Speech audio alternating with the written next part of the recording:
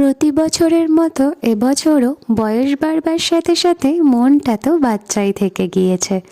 আজ তোমাদের সাথে শেয়ার করব পাপার জন্মদিনের মেনু। বার্থডেটা ছিল 2 জানুয়ারি। অবশেষে এতদিন বাদে তোমাদের সাথে ভিডিওটা শেয়ার করবার সুযোগ পেলাম। ছিল ফ্রাইড রাইস, সাথে ধনে পাতার পকোড়া, সাউথ ইন্ডিয়ান স্টাইলে দই কাতলা, আর ছিল ফুলকপির রেজালা, মাটন, সাথে চাটনি, মিষ্টি দই। স্পেশাল দিনগুলোতে একটা রান্না আমার নিজের হাতেরই হয়ে থাকে।